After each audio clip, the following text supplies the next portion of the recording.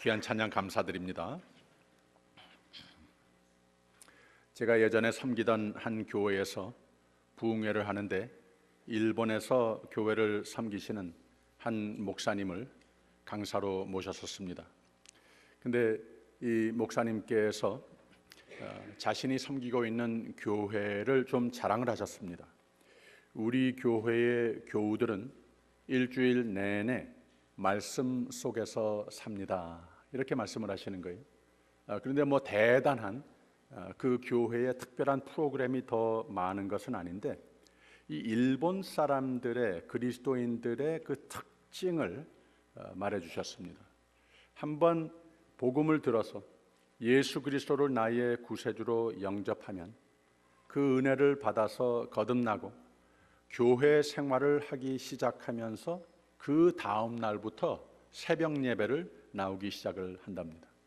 그리고 모든 예배, 기도회, 성경 공부, 모든 행사 거의 다 그냥 나온답니다.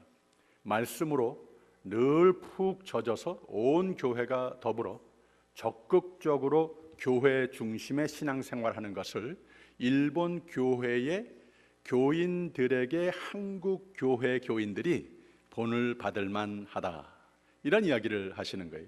우린 매일 말씀 속에서 삽니다라고 자랑을 합니다. 오늘 말씀의 저자의 신앙 고백이 바로 그겁니다. 오늘 말씀 시편 119편 103절에는 이런 말씀이 있어요. 주의 말씀의 맛이 내게 어찌 그리 단지요 내 입에 꿀보다 더하니이다 그랬습니다. 이 긴 시가 176절이 있습니다. 굉장히 긴 장이에요. 그런데 176절에 문장 하나하나 모든 절에 말씀이라고 하는 단어가 다 담겨 있습니다. 그래서 처음부터 끝까지 뭐 말씀이라고 하는 말도 있고 하나님의 말씀, 하나님의 율법, 하나님의 증거, 이러한 여러 가지 다른 표현이 있기는 합니다만은 모두 다 하나님의 말씀이 가장 중요하고 내 삶의 우선이 된다 하는 그 고백을 176절을 통해서 하고 있습니다. 참 중요한 진리를 우리에게 가르쳐 주는 것 같아요. 우리가 우리의 삶 가운데에 생명이 되는 하나님의 말씀을 얼마나 사모하고 있는가 진단해보는 아침이 되기를 바랍니다. 남태평양에 이 피카딘이라고 하는 섬이 있는데 그 섬을 지도에서 찾아보면은 척 보면은 거기에 아무것도 없는 그냥 넓은 바다만 보입니다. 그런데 자세히 보면은 까만 점 하나가 있다고 합니다. 바로 이 웨딴 섬에 1790년에는 바운티호라고 하는 배를 타고 9명의 선원이 이 섬에 항구하게 됩니다. 이 섬에 원래 살고 있던 원주민 27명이 또 있었습니다. 그런데 얼마 동안 거기에서 살다가 선원 한 명이 거기서 술을 만들기 시작을 했다고 합니다.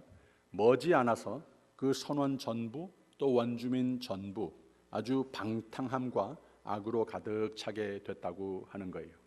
10년이 지난 다음에는 그 섬에 살아남은 백인은 꼭 술 만든 이 한 사람 외에 그 다음에 원주민들은 더 숫자가 좀 더 많아졌다고 합니다.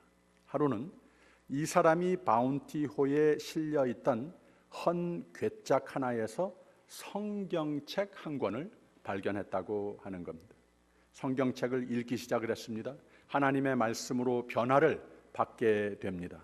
그 다음에는 섬에 있는 모든 사람들에게 성경을 가르치기를 시작을 했습니다. 이 섬의 사람들은 하나님의 말씀으로 인하여서 드디어 모두 변화를 받게 됐다는 얘기입니다.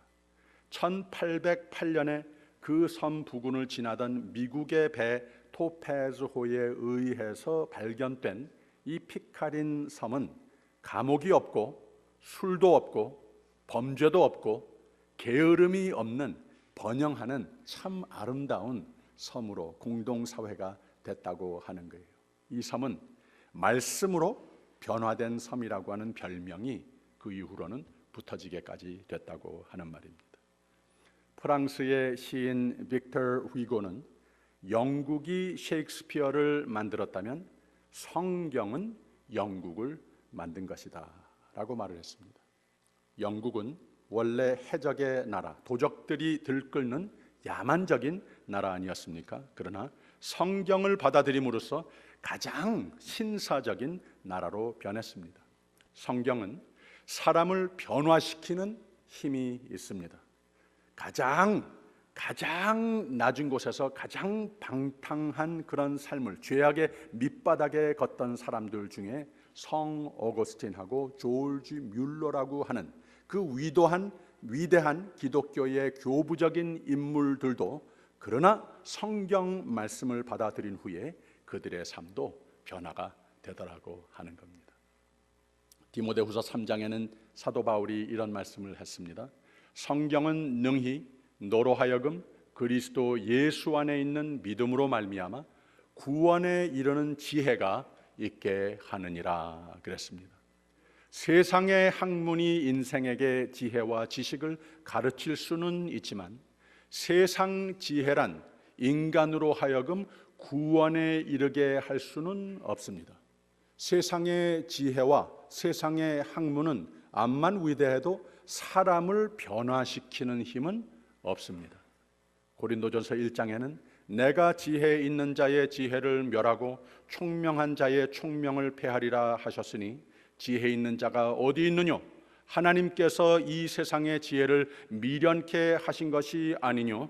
이 세상이 자기 지혜로는 하나님을 알지 못하는 거로 하나님께서 전도에 미련한 것으로 믿는 자들을 구원하시기를 기뻐하셨도다 그랬습니다.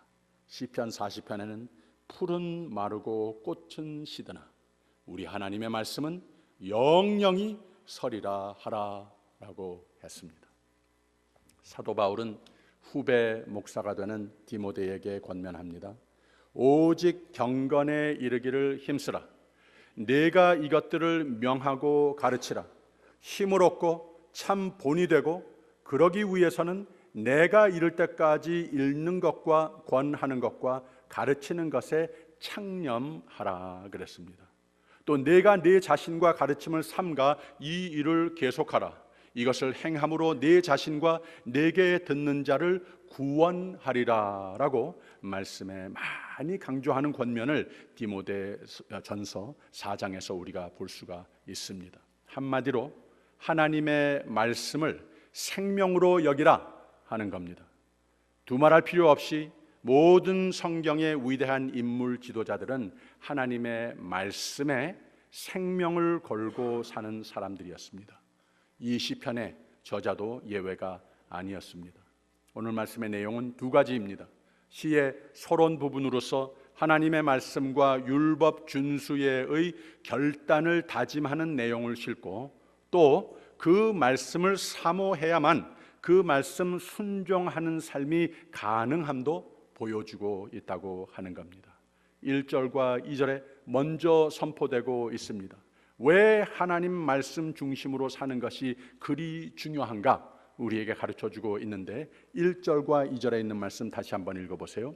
행위 완전하여 여호와의 법에 행하는 자가 복이 있으며 여호와의 증거를 지키고 전심으로 여호와를 구하는 자가 복이 있도다 그랬습니다.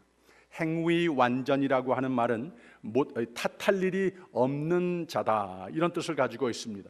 하나님의 말씀을 순종하는 이 삶이라고 하는 진리를 말해주고 있습니다. 즉 하나님의 말씀은 완전하고 인간의 하나님 디자인하신 대로의 인생이 되기 위해서는 무오한 곧 하나님의 인간을 사랑에 성공하라고 주시는 하나님의 말씀뿐이라고 하는 말입니다. 복이 있으며 라고 그랬습니다. 성경은 인생의 사용법이라 매뉴얼이라 이렇게 말할 수도 있습니다. 우리가 어떤 기계를 사면은 그 기계에 대한 매뉴얼 어떻게 쓰는 법을 먼저 배워야 되는 것과 마찬가지로 하나님께서 우리를 지으셨으면 지으신 하나님의 말씀을 우리의 삶에 늘 가장 좋은 방법으로 하나님께서 쓰신 우리에게 향하여 쓰신 그 매뉴얼 어떻게 사는 법을 하나님의 말씀에서 우리가 얻을 수 있는 것이라고 하는 말이죠. 하나님의 말씀을 또 전심으로라고 그랬습니다. 하나님의 말씀은 마지못해 의무감으로 형식으로 주문을 외우다시피 한다면 생명력이 전혀 없어집니다. 전심으로 여호와를 구함, 즉 하나님의 말씀을 사모하는 마음이 있을 때 그 말씀은 많건 적건 내 속에 들어오면 옥토에 심겨진 씨앗과 같이 싹트고 자라고 열매를, 복이 있도다 열매를 맺게 되는 거라고 하는 말입니다. 3절에 있는 말씀 보세요. 실로 저희는 불의를 행치 아니하고 주의 도를 행하는도다 그랬습니다. 실로, 정말 진짜라고 하는 말입니다. 믿음 생활에 성공할 수밖에 없다고 하는 말입니다. 그래서 16절의 말씀이 또 있습니다. 주의 율례를 즐거워하며 주의 말씀을 잊지 아니하리다 그랬습니다. 그 다음에 또 4절의 말씀도 한번 보세요. 주께서 주의 법도를 명하사 우리로 근실히 지키게 하셨나이다. 하나님 말씀대로 살고자 노력해야 함은 어떤 취미 생활이 아닙니다. 시간 날 때 하자 이것도 아닙니다. 신앙생활을 이만큼 했으니 이제는 집사, 권사, 장로가 됐으니까 체면을 위해서라도 우리가 해야 되는 것이다. 이것도 아니라고 하는 거예요. 왜 말씀 충만, 왜 말씀 순종하여야 하는가 하면 주께서 명하사 그랬습니다. 하나님께서 우리에게 명하시는 말씀 어떤 때는 납득이 갈 때도 있고 어떤 때는 왜 이런 명령을 하시는지 잘 모를 때도 있습니다. 그러나 하나님께서 명령하시는 말씀은 우리가 죽자 사자 그대로 지켜야 하는 말씀이라고 하는 거예요. 주께서 우리로 근실히 열정으로 지키게, 즉 잘 지켜야만 하는 질서를 주께서 명령하셨다고 하는 겁니다. 그래서 하나님의 말씀을 우리는 지켜야 하는 겁니다. 그 다음에 5절에 있는 말씀 보세요. 내 길을 굳이 정하사 주의 율례를 지키게 하소서 그랬습니다. 우리 사는 가운데의 인생관이 뭐 그렇게 절대적이고 분명한 것이 있겠습니까? 그러나 하나님 말씀 순종의 삶만큼은 굳게 마음이 정해 있어야 한다고 하는 겁니다. 왜 그런가 하면은 하나님의 말씀은 절대적인 것이고 분명한 것이기 때문에 그렇다고 하는 겁니다. 이게 모두 하나님이 그냥 우리 위에 하나님이시라서 군림하시기 위해서 그러시는 겁니까? 아니라고 하는 겁니다. 6절에 있는 말씀 보세요. 내가 주의 모든 계명에 주의할 때에는 부끄럽지 아니하리이다 그랬습니다. 다 나를 위한 것이라는 거죠. 부족한 우리가 하나님의 말씀으로 지혜롭게 힘내서 하나님 인도하신 축복과 보호를 받고 살게 되므로 부끄럽지 않은 삶을 살게 되기 때문에 하나님의 말씀은 우리가 지켜야 한다는 겁니다. 그러니까 하나님의 말씀을 많이 보자고, 성경 공부 꼭 나오라고, 예배 빼먹지 말자고 할 때에 좀 편하게 신앙생활 하도록 가만 놔두지, 왜 그렇게 강요하나, 이러지 말라는 거예요. 부끄럽지 않게 살도록 하기 위해서 하나님께서 주신 말씀 다 나 위해서 주시는 말씀이라고 하는 거죠. 그 다음에 7절에 있는 말씀 보세요. 내가 주의 의로운 판단을 배울 때에는 정직한 마음으로 주께 감사하리이다. 또 하나, 하나님의 말씀을 많이 강조하시는 이유는 의로운 판단과 정직한 마음이 조성된다고 하는 말입니다. 이게 바로 성경 말씀이 세상 지혜와 다른 곧 생명체, 운동력이 있어 살아 움직이시는 말씀이라고 하는 말을 선포하고 있습니다. 말씀은 내 속에 많이 익혀질수록 올바른 지혜를 주실 뿐만 아니라 사람을, 마음을, 성품을 선하고 하나님 닮는 모습으로 변모시켜 나가는 능력이 되신다고 하는 거죠. 얼마나 귀한 진리인지 모릅니다. 음식은 한 끼만 걸러도 맥을 못 추는데 하나님 말씀은 이것보다도 우리의 생명력과 사람다운 모습으로 성장하고 성화되어가는 중에 끼니는 걸러야 할 때가 있어도 말씀은 늘 영과 생의 필수적인 양식이라고 하는 것을 늘 잊지 않고 살아야 하는 겁니다. 8절에 있는 말씀도 보세요. 내가 주의 율례를 지키오리니 나를 아주 버리지 마옵소서. 경고이죠. 하나님 말씀 순종 안 하면 구원을 이룰 수도 있다, 이런 뜻인가 심각하게 분석해 보려 할 필요성은 없습니다. 왜 그런가 하면 우리가 성경 전체를 보았을 때에 하나님께서 우리를 한번 예수 그리스도를 나의 구세주로 영접한 후로 하나님의 사람으로 만드신 다음에는 그것은 변함이 없다고 하는 거예요. 내 마음대로 하나님의 것이 됐다가 아니었다가, 이런 것이 구원을 받았다가 안 받았다가 내 마음대로, 그렇게 믿는 사람들도 세상에 많이 있는데 우리의 신앙과는 그렇지 않습니다. 그래서 불가항력적인 은혜, 성도의 견인이라고 하는 말을 쓰면서 우리가 신앙 고백을 하는 것 아니겠습니까? 내 의지가 아니라 하나님의 오직 은혜로 말미암아, 그 다음에는 그 손에 붙들려 사는, 결국은 항상 우리가 늘 연약하지만 늘 죄도 많지만 결국은 하나님의 은혜로 말미암아 하나님의 것으로 만든 나는 결국은 궁극적인 승리를 반드시 이룰 것이라, 이걸 믿는 사람들입니다. 그러나 적어도 어떤 경고이냐? 하나님이 굉장히 싫어하시고 실망하실 거라고 하는 거예요. 하나님의 말씀을 떠나 살 때에. 요는 하나님의 말씀은 우리에게 생명이시고 구원이시고 우리에게 하여튼 좋은 것이니까 이걸 많이 듣느냐 아니냐, 지키느냐 아니냐, 얼만큼 순종하느냐 아니냐, 이걸 가지고 하나님과 씨름하지 말라고 하는 말입니다. 마치 어린아이가 꼭 필요한 음식을 먹어야 되겠는데 엄마는 숟갈에 그 음식을 퍼가지고 쫓아다니고 아이는 먹기 싫다고 도망가는 이런 신앙생활 하지 말자고 하는 겁니다. 하나님께서 우리에게 분부하시는 말씀 중에 우리에게 필요 없는 것을 강요하신 적은 한 번도 없다고 하는 겁니다.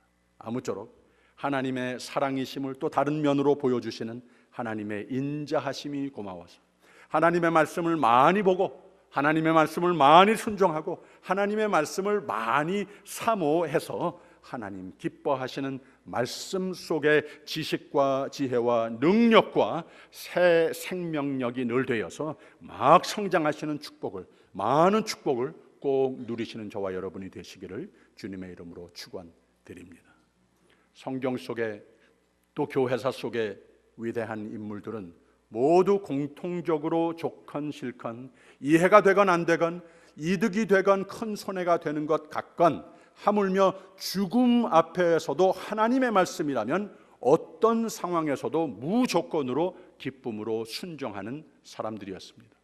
하나님의 말씀을 왜 순종하는가? 왜 하나님이 기뻐하시는가? 바로 이런 삶은, 하나님의 말씀을 순종하는 이 삶은 구원에 이르게 되는 것이고, 하나님의 말씀을 귀중하게 여기며 사는 사람은 하나님이 귀중하게 여기셔서 또 보호하시고 축복의 길로 인도하셔서 성공에 이르는 인생으로 보존해 주신다고 하는 말씀입니다.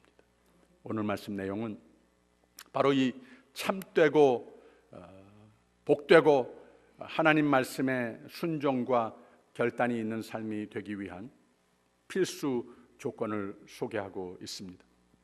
순종과 결단이 중요하지만 이걸 하고 싶다고 저절로 되는 것이 아니라는 말이죠. 말씀의 순종과 결단이 있어지려면, 또 그 결단이 지속되려면 심혈을 기울여서 하나님 말씀에 집중하는 삶이 되어야 합니다. 즉 말씀을 사랑하는, 말씀을 진정 사모하는 마음이 먼저 조성돼야 한다고 하는 겁니다. 9절에 있는 말씀 한번 같이 보세요. 청년이 무엇으로 그 행실을 깨끗게 하리이까? 주의 말씀을 따라 삼갈 것이니라 그랬습니다.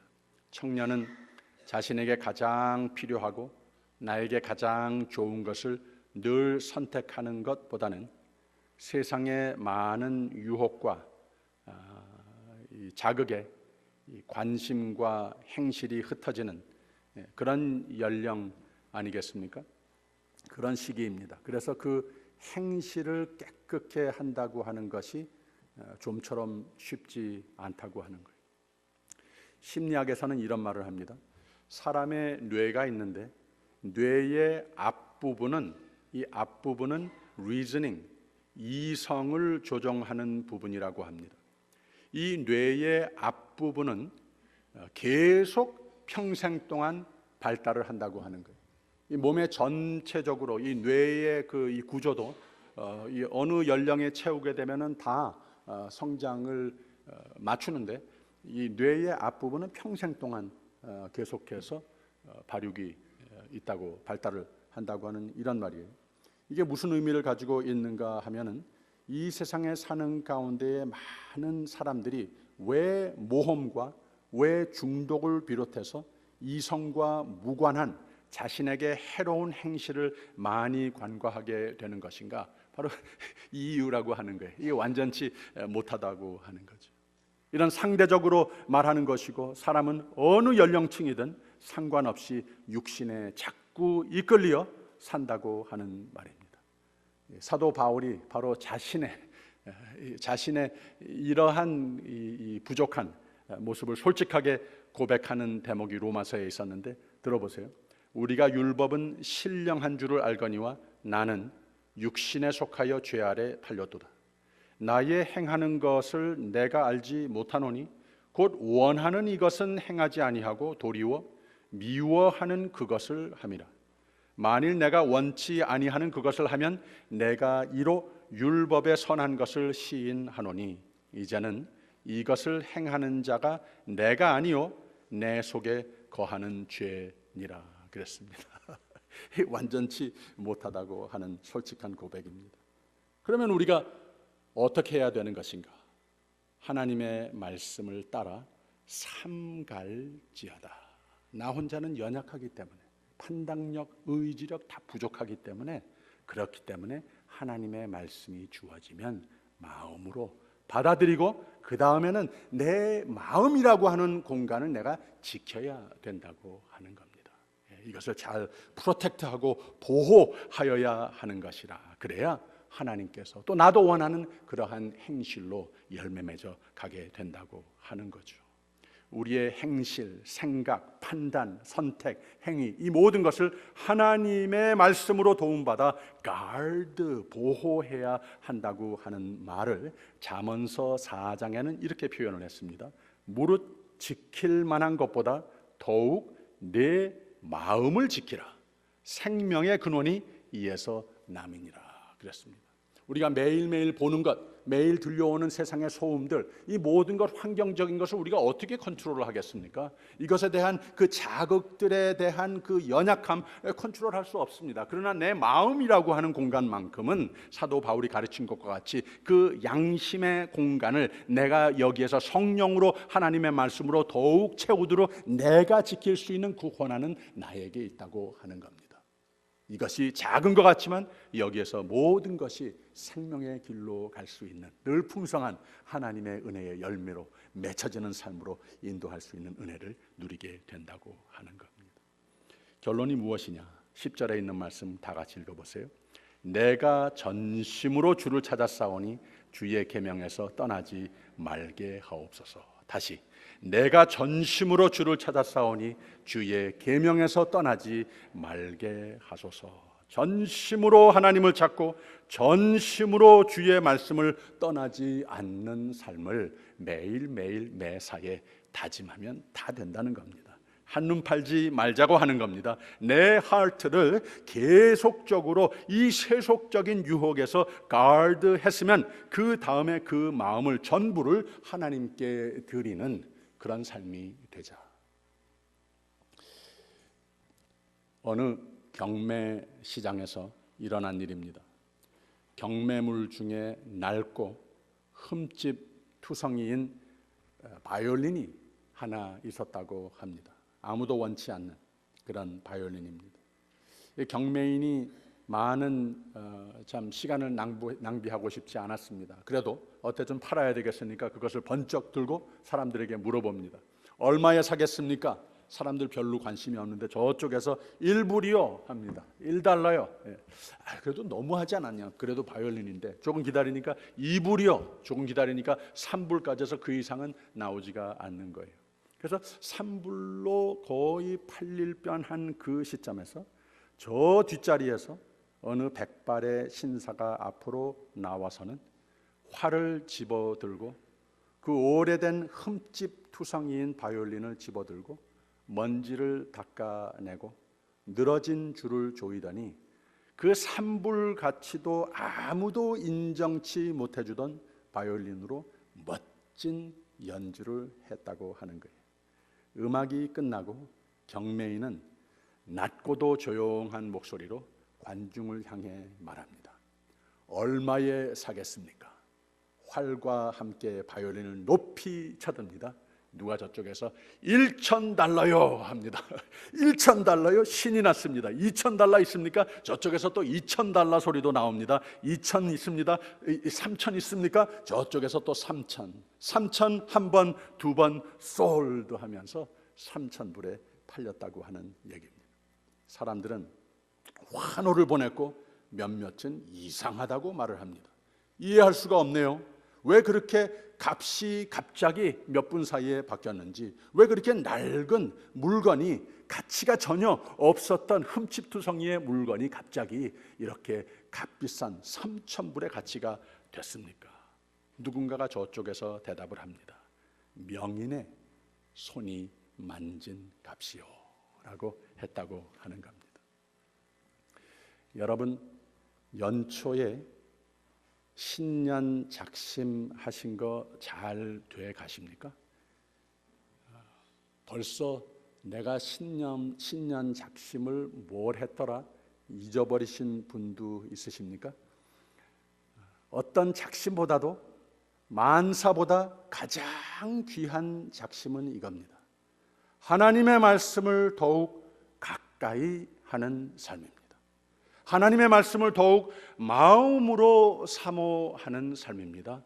마음으로 사모했으면 Nobody touch this 하면서 나의 전심으로 사모하며 guard하는 삶입니다.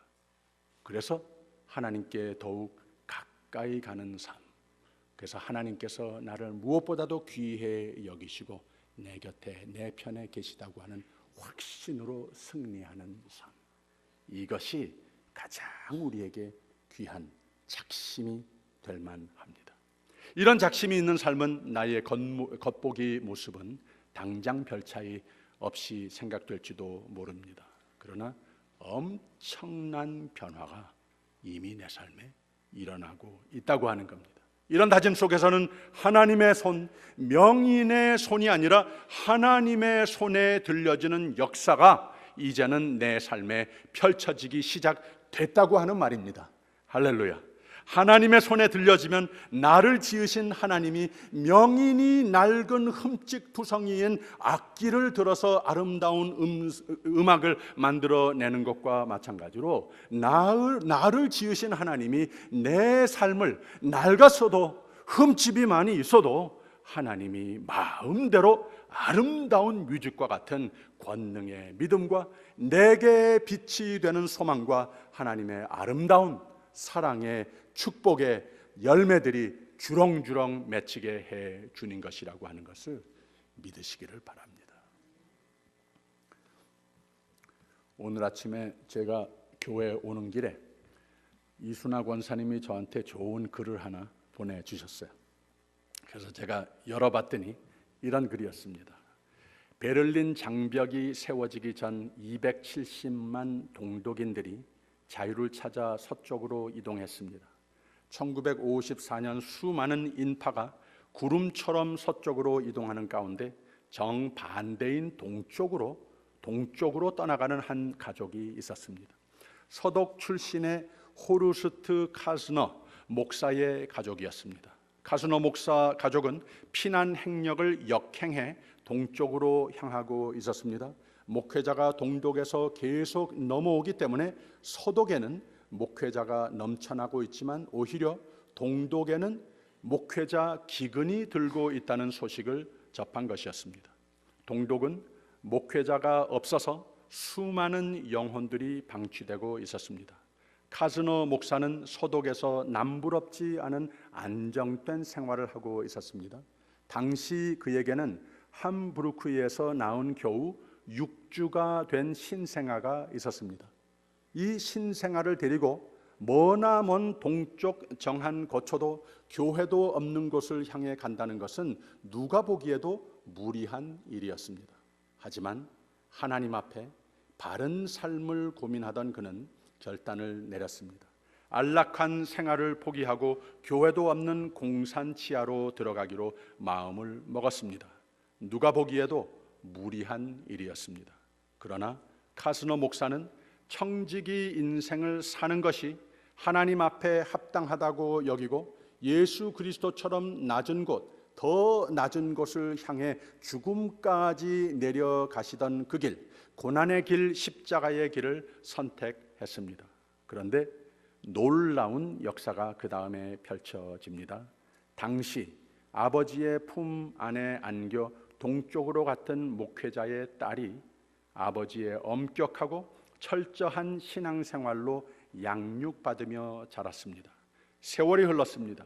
당대의 가치나 풍조에 흔들리지 않고 주님의 뜻대로 살겠노라고 시대를 역행했던 그 목사님의 딸이 지금 통일 독일을 이끌고 있는 앵겔라 머켈 총리입니다.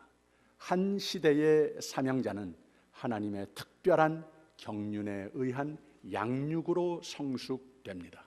당대의 가치나 풍조에 흔들리지 않고 주님의 뜻대로 살아가는 것은 시대의 역행일 수도 있습니다. 하지만 주님을 따르면 그것이 오히려 항상 순행이 되는 역전의 축복을 만나게 돼 있습니다. 앵겔라 머켈 총리, 2013년 9월 독일 총선에서 그녀가 이끄는 기독교 정당 연합이 압도적인 승리를 거두면서 머켈은 3선에 성공했습니다. 그녀는 옛 동독 지역인 우커마르크의 루터 교회 목사의 딸이었습니다. 소박한 시골 교회에서 자란 소녀가 통일 독일의 최고 지도자가 돼 유럽의 경제 위기 극복과 전 세계 자본주의 체제의 개혁을 이끌고 있습니다. 이 모든 것은 하나님의 은혜와 사랑이 그들에게 넘쳤고 하나님께서 그들을 기뻐하셔서 보상하셨기 때문입니다. 주님의 말씀입니다. 여러분, 내 안에 거하라. 가지가 포도나무에 붙어있지 아니하면 절로 과실을 맺을 수 없음 같이 너희도 내 안에 있지 아니하면 그러하리라. 나는 포도나무요 너희는 가지니 저가 내 안에 내가 저 안에 있으면 과실을 많이 맺나니 나를 떠나서는 아무것도 할 수 없느니라. 내 말씀이 너희 안에 거하면 무엇이든지 원하는 대로 구하라. 그리하면 이루리라. 나의 사랑 안에 거하라. 기도하겠습니다. 하나님의 말씀을 더욱 가까이 하는 삶을 살게 하옵소서. 하나님의 말씀을 더욱 마음으로 사모하는 삶이 되게 하여 주시옵소서. 매일매일 하나님께 더욱 가까이 가는 삶 속에 하나님께서 내게 내 곁에 내 편에 항상 선한 승리의 길로 축복의 길로 영생의 길로 인도하신다고 하는 확신으로 사는 주의 종들이 되게 하여 주시옵소서. 예수 그리스도 이름으로 기도하옵나이다. 아멘.